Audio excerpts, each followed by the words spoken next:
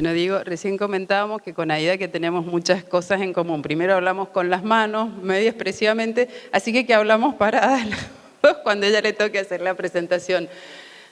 Bueno, digo que es significativo que justo esta semana Aida haya recibido su premio brillante. Yo me paré para aplaudirla porque sé que para ella, la verdad, el mejor premio es la tarea realizada. Entiendo que jamás ha buscado ningún tipo de premiación. A veces su trabajo, recién decíamos, y los puntos en algún momento se conectan y ha sido galardonada, pero yo sé que para ella el mejor premio es el resultado de fruto de su trabajo. Digo que compartimos muchas cosas y fundamentalmente siento una gran empatía porque ella es una abogada sumamente prestigiosa, pero yo digo, Aida, vos tenés algo de ingeniera, porque siempre busca el resultado, a cada problema intenta buscarle una solución y su palabra más reiterada en todo este proceso ha sido la eficacia. Por lo tanto, quiero hacer mención un poquito a la historia de este proceso. Cuando asumimos con Alfredo sabíamos que teníamos la inmensa responsabilidad de que teníamos un Código Civil y Comercial nuevo, un gran trabajo del que Aida participó junto a Lorenzetti, junto a Hayton de Nolasco, Elena Hayton de Nolasco. Yo tuve la posibilidad de presenciar esto, de ser parte de este proceso siendo legisladora nacional. Reconocí a Aida con su capacidad en la transformación del Código Civil y fundamentalmente a través de sus exposiciones en el Congreso. Y cuando nosotros llegamos al gobierno dijimos, bueno, todo esto ahora ordenar a nivel provincial en leyes procesales que hagan efectivo todo lo que rescate el Código Civil y Comercial, bueno, va a ser responsabilidad nuestra. Entonces, asumimos esa tarea del Código Civil y Comercial y un poco con Alfredo dijimos, repartamos las tareas, ¿cierto? Y bueno, Andrea Lara es testigo de eso, está Marcelo D'Agostino también, que en su momento... Y yo le pregunté a Alfredo, mira, a mí me gustaría que Aida fuera la que nos ayudara, porque sinceramente, bueno, es la gestora de este libro en particular, pero fundamentalmente porque conoce la justicia de la provincia, su funcionamiento, su experiencia y ese pragmatismo que tiene para poder trabajarlo de una manera eficiente a la hora de la articulación. Entonces, Aida, la verdad, me dijo, esto creo que empezamos a hablarlo en mayo, me dijo, el 30 de junio te mando el proyecto. Por supuesto, el 30 de junio tenía el proyecto en mi computadora y a partir de ahí empezamos una suerte de consultas, que han sido muchísimas, para ver realmente de ir compatibilizando y para que esta ley procesal después fuera absolutamente aplicable, porque es, en definitiva, lo que perseguimos, que sea cumplible. Por eso quiero agradecer en esto todas las reuniones que hemos mantenido. Bueno, está Marcelo Agostino, Ale Ulé también, que ha participado en todas esas reuniones, los ministros de la Corte, el doctor Ferrero también, que hemos mantenido 5 reuniones en la Corte, los jueces de familia, los mediadores que veo aquí presentes, todos han sido también parte al menos de las consultas de este proceso. Y yo creo que así deben ser los procesos. Pero fundamentalmente después hay que llegar a un punto de definición, y ese es el punto de definición política. Por lo tanto, esta propuesta de proyecto de ley que hoy presenta Aida Kemmelmacher va a ser remitido al Poder Ejecutivo, como hemos acordado, para que se integre dentro de los otros libros, ¿cierto?, de la ley procesal, del Código Civil y Comercial, a los fines de ser integrado. Nos parece que hubo otro apartado, por eso vamos a dividir en dos un poquito la presentación, esto lo quiero explicar a los fines de que podamos dividir el proceso. Es muy importante el proceso de familia, es resumir en una serie de normas que actualmente están dadas por el procedimiento de la provincia en una única norma de procedimiento que nos organiza a todos, pero nosotros teníamos particularmente otro desafío que empezamos con Silvina, con Estela Especia, con Jorge Nanclares también, el 8 de marzo, el Día de la Mujer, cuando dijimos vamos por el Foro de Equidad, y ahí veo a Rosana también, y dijimos nos tenemos que proponer objetivos claros y metas claras hacia fin de año. Y eso era bajar la ley de violencia, o sea, de prevención y erradicación de violencia contra las mujeres, la 26485. Por lo tanto, lo que hoy vamos a presentar tiene toda la ley procesal de familia, pero también un apartado que es violencia familiar. Con una concepción bastante amplia, Aida seguramente va a explicar 10 veces mejor que yo, no me animo a hablar de leyes adelante de Aida, pero digo que ha sido una concepción. Yo quiero rescatar también esta tarea porque después que Aida explique, yo voy a invitar al doctor Alejandro Goulet, al doctor Julio Gómez, al doctor Ferrero, a Silvina Anfuso, para que vean cómo ha sido el proceso de articulación entre los poderes del Estado para que también esta problemática de violencia contra las mujeres vean que se está articulando interjurisdiccionalmente entre los 3 poderes del Estado y también ha dado sus frutos en un manual de atención a la víctima de violencia de género, pero particularmente de violencia contra las mujeres. Entonces, por eso vamos a hacer dos etapas, ¿cierto? Y ahora yo le voy a dar la palabra a ella. Muy buenos días. En primer lugar, por supuesto, mi agradecimiento, Laura, por el comienzo inesperado de esta reunión y, por supuesto, mi agradecimiento por todo el proceso que hemos estado viviendo prácticamente durante todo el año con este proyecto que no es nuevo. Comenzó incluso con el gobierno anterior. Hemos recuperado parte de lo que se había hecho durante el gobierno anterior y se ha continuado, lo que también muestra que Mendoza tiene seriedad institucional y que las cosas no se tiran simplemente en un cajón porque el gobierno cambia. Así que, bueno, muchísimas gracias por esto.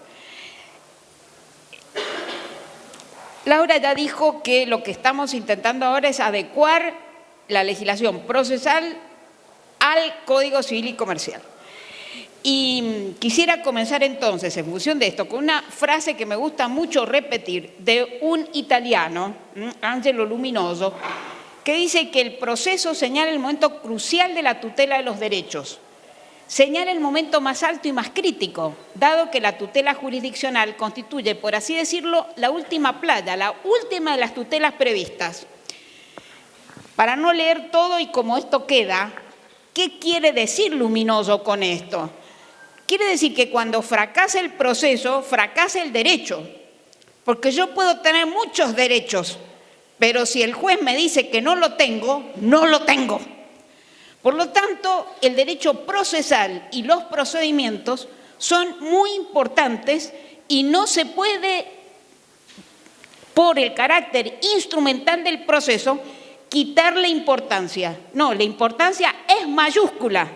Tenemos que siempre pensar en esto, que cuando hemos llegado a la sentencia y nos dijeron que no tenemos derecho, nos eliminaron verdaderamente un derecho que a lo mejor la ley sustancial, en este caso el Código Civil, sí que nos daba. Entonces, ¿cuáles han sido nuestros puntos de partida para trabajar en este proyecto? En primer lugar, la tutela judicial efectiva es un derecho que tiene base constitucional, que se funda en los derechos humanos. Por lo tanto, cuando yo no tengo tutela judicial efectiva, me falta ese derecho constitucional, me faltan esos derechos humanos. Para lograr esa tutela judicial efectiva, No siempre se requiere mayor presupuesto. A veces ese presupuesto hay que saberlo distribuir mejor. Eso no quiere decir que si no nos dan más plata no vamos a tener tutela judicial efectiva. Primera palabra para el gobierno de la provincia, que le tiene miedo a esto porque cree que va a aumentar mucho el presupuesto. Vamos a mostrar hoy que no vamos a aumentar demasiado el presupuesto, que tratamos de ni siquiera aumentarlo. Segundo, cuando intervienen niños en los procesos, todos sabemos, es el interés superior del niño el que debe prevalecer. Así viene de la Convención Internacional de los Derechos del Niño, así viene de nuestra propia Constitución al incorporar en el bloque de constitucionalidad la Convención. Tercer punto de partida. Mendoza tiene una justicia de familia sana. Y cuando digo justicia de familia, incluyo no solamente a los jueces, incluyo a los funcionarios, incluyo a los empleados, incluyo todo. ¿Por qué tenemos que cambiar si tenemos una justicia de familia sana? La tenemos que cambiar porque en alguna medida esa justicia de familia sana necesita nuevos oídos para escuchar música nueva, nuevos ojos para mirar más lejos, conciencia nueva para verdades que hasta ahora han permanecido mudas. Estas palabras no son mías, son de Nietzsche.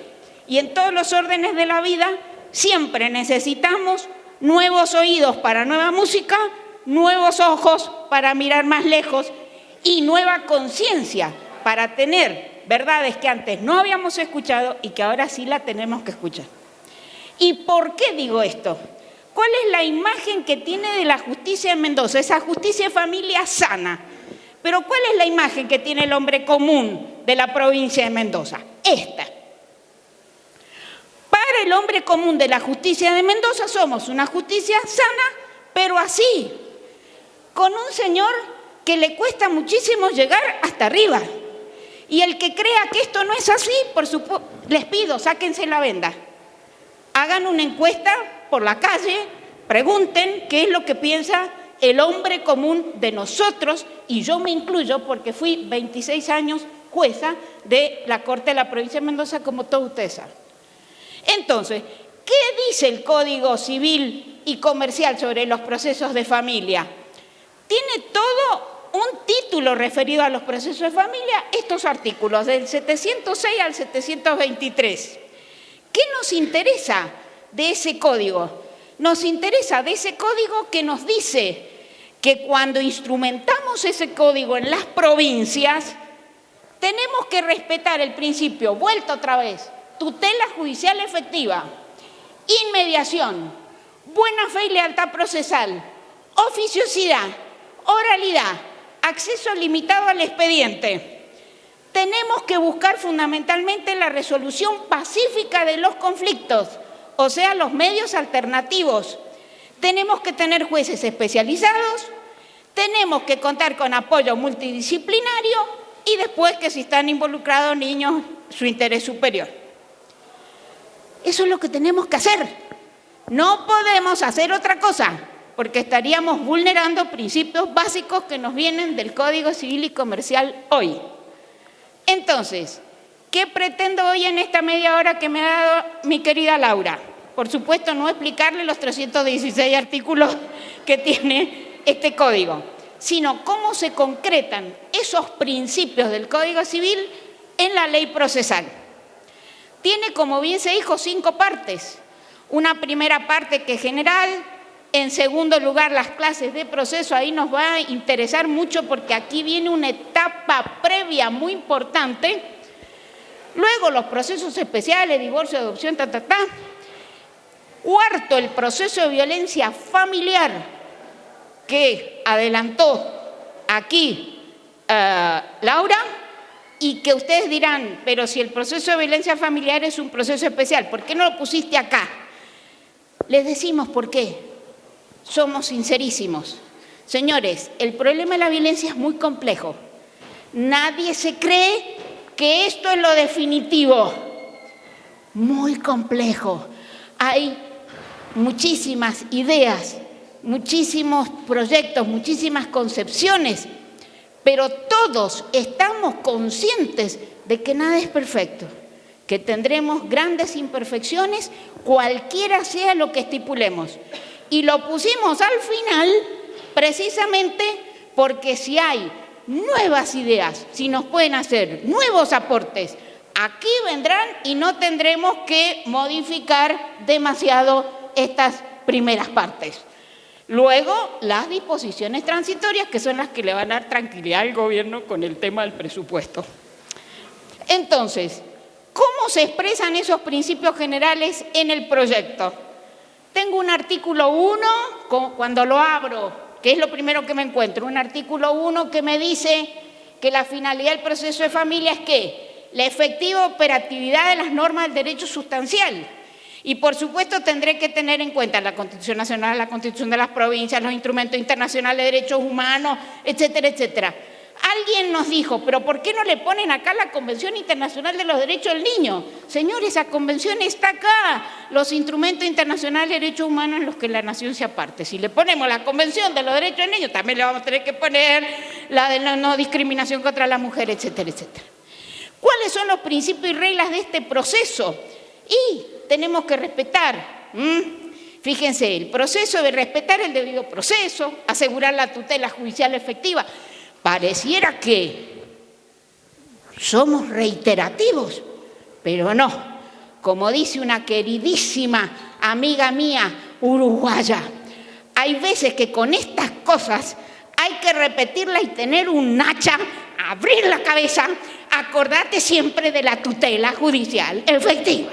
Y te lo voy a repetir 1000 veces, porque eso es lo que necesito, tutela judicial efectiva. Tengo que prevenir y sancionar todo apartamiento de la buena fe. ¿Y qué rige? La oficiosidad, que me voy a referir fundamentalmente hoy, que son los grandes miedos. La oficiosidad, la oralidad, la gratuidad por el problema económico. Entonces, ¿qué queremos decir? Señores, sabemos que este proyecto ha tenido oposición. Y ha tenido oposición de los operadores que existen en Mendoza para este proyecto. No somos ciegos, no somos ciegos. Y queremos responder a esas oposiciones. ¿Cuáles son los miedos? ¿Cuáles son los fantasmas que genera este proyecto? Me voy a referir rápidamente a estos 5 más 1, 6. Primero, tengo un juez Torquemada. Segundo, ¿qué tanta a método alternativo de resolución de conflicto? Esto parece una cosa contradictoria. Por un lado, un juez demasiado poderoso, por el otro lado, demasiados medios alternativos. ¿Por qué? Porque traigo nuevos personajes a los que también le tengo miedo. Le tengo miedo a la oralidad efectiva, porque me dicen, eso no se puede hacer. Eso no se puede, tenemos mucho trabajo. Tenemos mucho trabajo, pero cuando te lo saco con esos nuevos, seguís negándote a la oralidad. Otra contradicción. Quinto, los procesos de violencia familiar. Esto de tener jueces especializados en violencia. Y sexto, el miedo presupuestario. Rápidamente, ¿tengo un juez Torquemada? ¿Tengo de la Inquisición española que las tenía todas consigo? Miremos a ver si es cierto que tengo un juez Torquemada. El artículo 9 dice que el impulso procesal está a cargo del juez. Aquí me pusieron, ¿por qué no le pusieron de las partes? Después del juez, espérate un poquito. Está a cargo del juez, quien puede oficiosamente hacer ¿qué? Ordenar pruebas, disponer medidas no patrimoniales. ¿Y acá qué me viene? El impulso oficioso no procede en los asuntos de naturaleza exclusivamente económica en el que las partes sean personas plenamente capaces. Ahí no tengo el impulso procesal de oficio. ¿Dónde lo tengo? En los demás clientes que tengo en la justicia de familia, que son los vulnerables, son los que están discutiendo otro tipo de cuestiones. Y por eso la caducidad de instancia no opera en el caso en que el impulso oficioso de este trámite le corresponde al juez. ¿Cómo voy a tener yo una caducidad de instancia en un problema de un niño que los padres están discutiendo entre ellos? Sí, Cuidado compartido, cuidado individual. ¿Y ahí va a tener caducidad de instancia? No puede tener caducidad de instancia. El juez tiene que llevarme adelante este proceso. Ahora, estos dos cónyuges están discutiendo cómo liquidan los bienes, por supuesto va a tener caducidad de instancia. ¿Qué más tiene ese juez Torquemada? Puede, debe evitar excesos rituales, debe, pero todo lo que él puede hacer es sin conculcar el debido proceso. No me puede sacar de la galera una cosa de la que nadie pudo defenderse. ¿Qué deberes y atribuciones tiene este juez? Señor, este juez en el artículo 39 tiene deberes y atribuciones. Atribuciones como dice la Constitución de la provincia. Son deberes, son derechos, son facultades, todo eso. Tengo en este artículo 39 tantos incisos como letras tiene el abecedario, de la A a la Z, muchísimas. Pero, ¿qué me interesa señalar para ver que no es el juez Torquemada? Dice el inciso F, asumir una actitud dinámica y responsable, no inquisidora ni espectadora, respetuosa de la intimidad familiar, de la autonomía personal, utilizando razonablemente los instrumentos jurídicos procesales que se regulan. ¿Tenemos jueces que puedan hacer eso? Claro que sí, lo he dicho al comienzo. Tenemos una justicia muy sana en Mendoza. Y esa justicia muy sana de todos, jueces, funcionarios, etcétera, etcétera, ¿qué dice el inciso último, la letra Z? Sos muy bueno, pero mira, hay que actualizarse siempre. Hay que actualizarse. Actualizar los conocimientos sobre la problemática y su competencia. Métodos, creo haber probado que no tendremos un juez Torquemada, tendremos un juez activo. Segundo miedo, métodos alternativos de resolución de conflictos. Acá palo porque bogas y palo porque no bogas, como siempre, en las críticas a las cosas nuevas. Sí, quiero mostrarles que los métodos alternativos de resolución de conflictos tienen prioridad. Voy a mostrar algunas medidas para impulsarlos. Y después este nuevo personaje que tanto miedo les causa a los mediadores. La prioridad. ¿Por qué la prioridad? Porque como ya dijo este gran juez de la Corte de la Cava, de la Ciudad de Buenos Aires, las partes quieren una solución que armonice sus dificultades, no una sentencia que cristalice sus discordias. Y por eso alentamos la resolución de los conflictos consensuada. Lo dice el artículo 6, dice que el juez debe, la resolución de los conflictos familiares debe procurar y preferir soluciones consensuadas. Y dentro de esas soluciones consensuadas, por favor, señores mediadores, la mediación no desaparece de la provincia, dice la expresión resolución consensuada comprende la conciliación, la transacción, la mediación y toda otra vía de solución no contenciosa, todo eso. ¿Qué medidas? Algunas, saben ustedes, muchos abogados se oponen a estas medidas. ¿Por qué? Creen que pierden honorarios. Entonces, ¿qué es lo que dice el artículo? Si el juicio termina por solución consensuada del conflicto, excepto acuerdo en contrario de las partes, por supuesto, si todos nos hemos puesto de acuerdo no hay problema, las costas son impuestas en el orden causado. En este caso, los honorarios de los abogados que patrocinen a las partes serán regulados como si el juicio hubiese tramitado todas las etapas. Porque si logré un acuerdo, no tengo por qué sancionar a ese abogado con menos honorarios. Al contrario, logró que esto se solucionara rápidamente. Los nuevos personajes. ¿Quién es este nuevo personaje?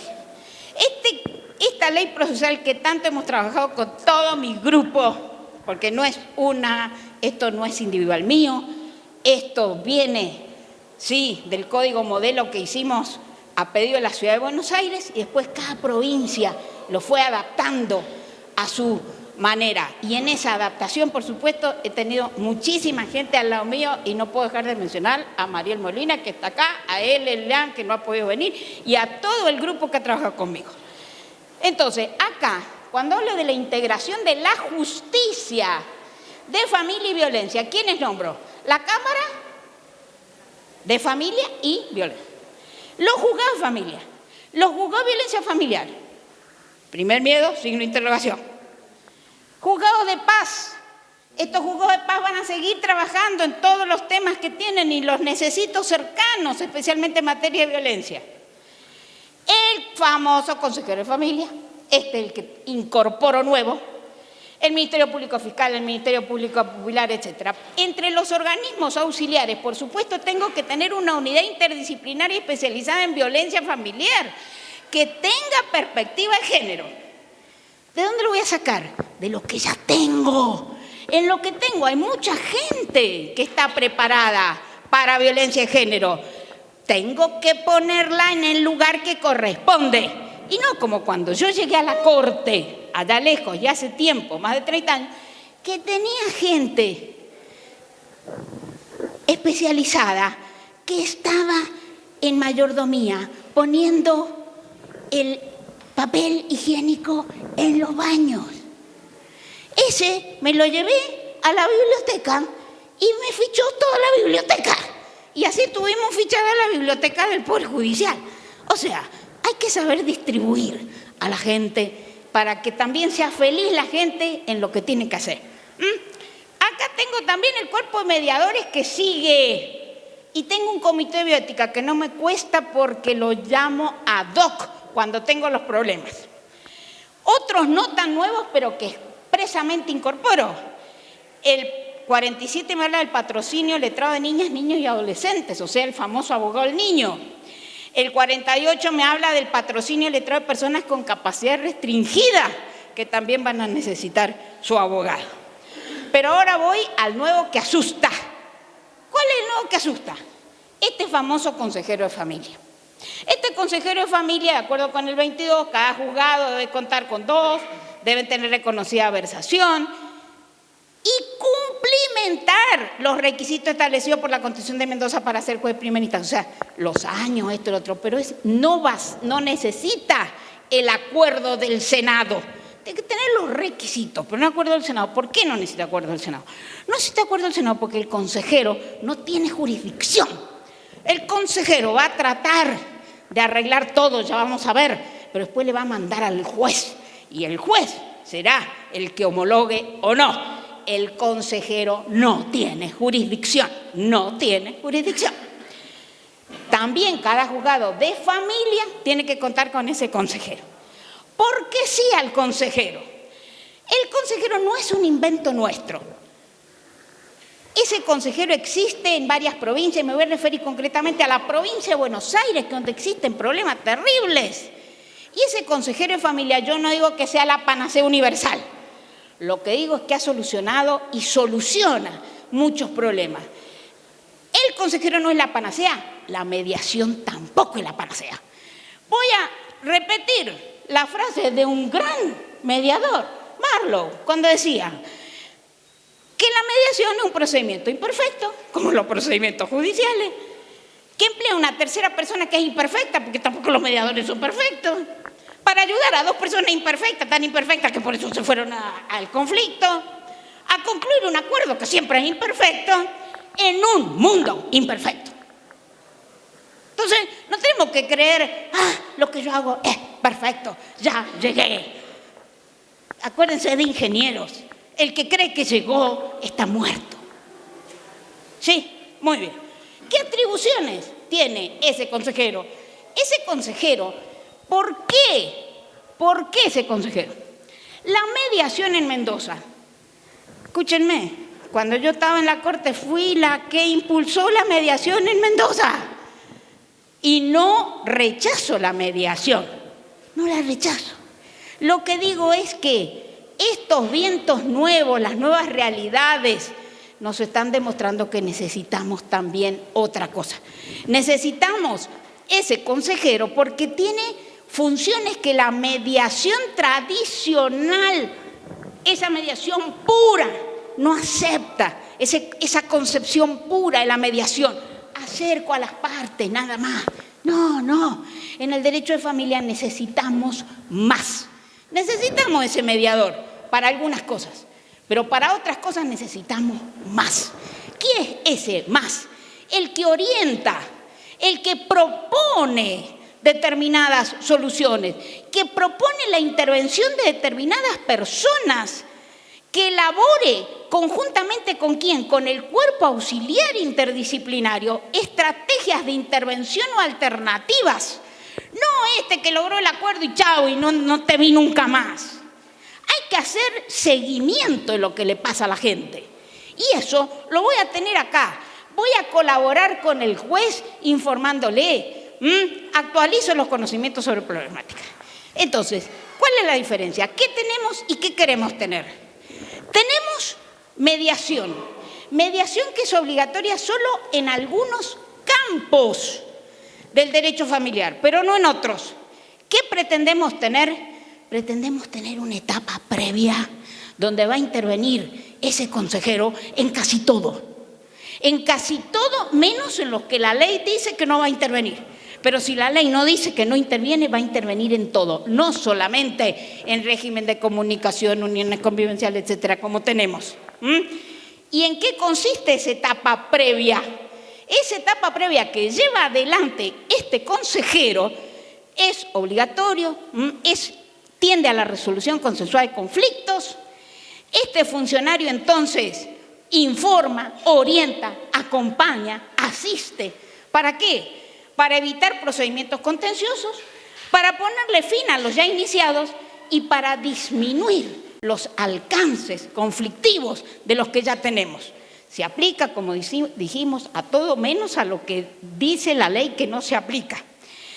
¿Qué reglas generales tiene esa etapa previa? Esa etapa previa se rige igual que la mediación, por la flexibilidad, la informalidad, por el carácter personalísimo, por la confidencialidad, por el secreto profesional, por la imparcialidad y neutralidad. Eso igual que los mediadores. Pero con este protagonismo que lo lleva al consejero a proponer cosas, a lograr algo que la mediación pura, como se le ha entendido siempre en Mendoza, no logra. Tiene todas esas atribuciones, requerir informes, pido informes. A veces, señor, ¿es cierto que no trabaja? Infórmeme a ver si trabaja o no trabaja. Convoco a personas especializadas, dispone el retiro transitorio de la audiencia de las partes, etc. Interviene y le pide al cuerpo interdisciplinario que venga. Entonces, señores, los mediadores siguen existiendo. Pero, ¿qué hacemos con todos estos mediadores que tiene la provincia? Le damos la oportunidad, si tienen los requisitos para ser este consejero, que se vayan a ser consejeros. Y estoy segurísima que muchos de los mediadores que tenemos en la provincia, con toda su gran experiencia, se irán a ser consejeros y serán grandes consejeros. No lo vamos a obligar a que sean consejeros. ¿No quieres ser consejero? Quédate en la mediación, que para eso existe. ¿Crees en la mediación pura? ¿No crees en esto? Nadie te va a obligar a hacer lo que no creas. Pero estoy segurísima que muchísimos de esos mediadores que salieron de un concurso muy exigente que hicimos hace muchos años en la provincia, van a querer tener ahora este rol, que insisto, no es jurisdiccional porque siempre cualquier acuerdo va a necesitar la homologación judicial. Ahora voy al segundo miedo, la oralidad efectiva. En un extremo del péndulo, ¿quiénes están? Sí, mire, esto, ustedes hablan del proceso oral, pero han hecho un proyecto que está pensado con el esquema del juicio escrito. Fíjense si no, la demanda, contestación, reconvención, oposición de excepción exigen forma escrita. Entonces es la crítica. Mire, nosotros somos de la oralidad pura. ¿Oralidad pura? Escúchame, oralidad pura, no existe la oralidad pura, salvo que seas un fundamentalista, que te lo des todo esto por televisión, como lo vemos en los Estados Unidos, pero la justicia no es un canal de televisión. Y en el otro extremo de péndulo, tengo estos que me dicen, la oralidad es preciosa, pero tengo mucho trabajo y no puedo hacer audiencias y por eso no la aplico. Bueno, ya estamos viendo todo el trabajo que le estamos sacando a los jueces. ¿Y por qué no voy a poder llevar adelante la oralidad? Tengo que llevarlo conduciendo con celeridad, concentración, etcétera, etcétera. ¿Y qué tengo entonces? un artículo que me dice que los procesos que no tengan asignado un trámite especial se rigen por el trámite del proceso ordinario por audiencias. Y en esas audiencias es donde yo tengo la oralidad, donde el juez me ve, etc. ¿Cómo empieza? Empieza con una audiencia preliminar.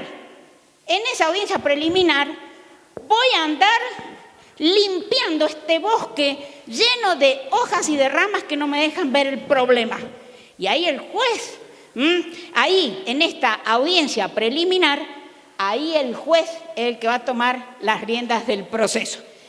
¿Y qué tengo? Que si no voy a esa audiencia, fui el actor, me pueden tener por desistido.